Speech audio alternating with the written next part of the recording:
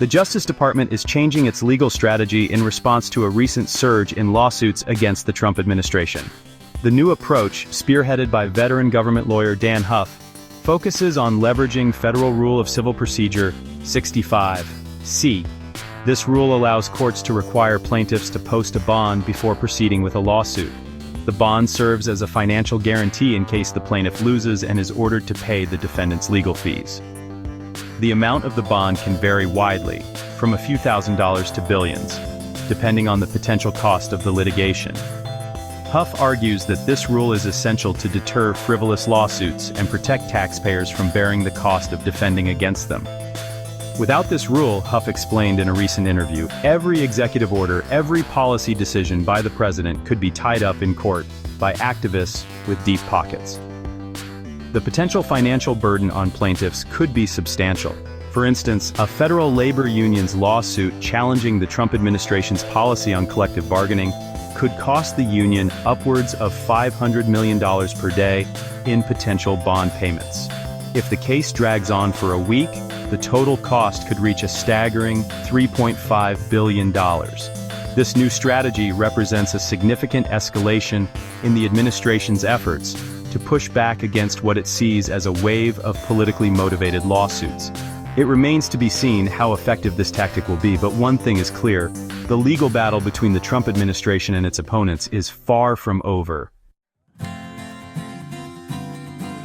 Former President Donald Trump has reignited the debate over environmental regulations, calling for the rollback of what he deems burdensome restrictions on water usage and energy-efficient light bulbs.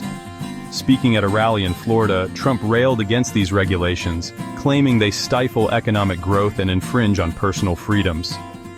"We need to get rid of these ridiculous rules," Trump declared, his voice booming through the packed arena. "They're killing jobs, they're driving up costs, and they're doing nothing to help the environment." Trump's words resonate with his base, many of whom view environmental regulations as government overreach. They argue that these rules stifle innovation and harm businesses, particularly small businesses, without providing tangible environmental benefits. The Biden administration, on the other hand, has made environmental protection a cornerstone of its agenda. The administration argues that rolling back these regulations would have dire consequences for public health and the planet. This clash over environmental policy reflects a broader philosophical divide in American society. On one side are those who prioritize economic growth and individual liberty, even at the expense of environmental protection. On the other side are those who believe that safeguarding the environment is paramount, even if it means accepting some limits on economic activity. The Biden administration is facing criticism over its handling of USAID funding, specifically a directive that prioritizes aid for farmers implementing specific agricultural practices. This directive, issued last year, mandates that USAID prioritize assistance to farmers utilizing what's known as 2-3-4 systems. These systems, while considered environmentally sustainable, are complex and require significant investment. Critics argue that prioritizing this approach disadvantages smaller, resource-poor farmers who may not have the means to implement these systems.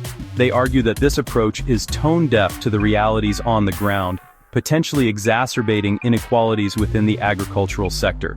They call for a more flexible approach, one that empowers farmers to choose the methods best suited to their circumstances. The Biden administration defends its directive, arguing that it's essential for promoting sustainable agriculture and combating climate change. They maintain that the 2-3-4 systems, while requiring an initial investment, ultimately lead to greater long-term yields and resilience. This controversy highlights the challenges of balancing competing priorities in international development. It underscores the need for nuanced, context-specific approaches that address the diverse needs and challenges faced by farmers around the world. The National Fish and Wildlife Foundation, a non-profit organization dedicated to conservation efforts, has come under scrutiny for its executive compensation practices. Investigative journalist Laura Loomer has revealed that the organization's director, Jeffrey Trandall, received a staggering $1,211,150 in compensation in 2023. This revelation sparked outrage, with critics questioning the justification for such a lavish salary at a non-profit organization, especially one that relies heavily on government funding. Loomer's investigation also revealed that other top executives at NFWF received hefty salaries, ranging from $214,000 to $549,000. Defenders of NFWF argue that these salaries are necessary to attract and retain top talent in the competitive field of conservation. They point to the organization's track record of success, claiming that its conservation efforts have yielded significant results. However, critics remain unconvinced, arguing that such exorbitant salaries are unjustifiable, especially given that NFWF received a relatively modest $539,962,135 in USAID funding in 2023. They call for greater transparency and accountability in the nonprofit sector, demanding that organizations like NFWF be more judicious in their spending. This controversy raises important questions about executive compensation at nonprofit organizations. It highlights the need for greater scrutiny of how these organizations utilize their resources and compensate their leadership.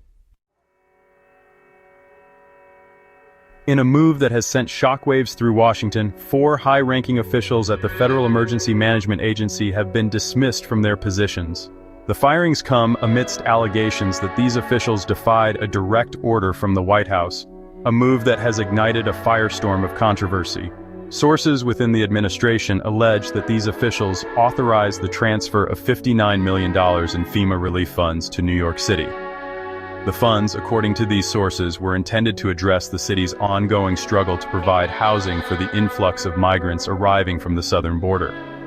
The White House has remained tight-lipped on the specifics of the firings, refusing to comment on personnel matters. However, the Treasury Department has issued a statement clarifying that these dismissals are unrelated to the recent ruling by a Rhode Island judge that barred the Biden administration from firing federal employees who refuse to enforce certain policies.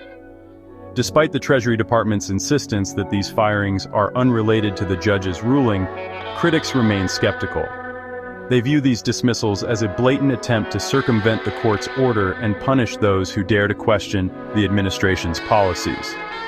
This controversy highlights the growing tension between the executive and judicial branches of government. It underscores the high stakes involved in the ongoing debate over immigration policy and the use of federal funds. That's all for today's update. Stay tuned for more breaking news and in-depth analysis. Thank you for watching. From the courtroom to the halls of Congress, the fight for the future of our nation continues. Stay informed, stay engaged, and let your voice be heard.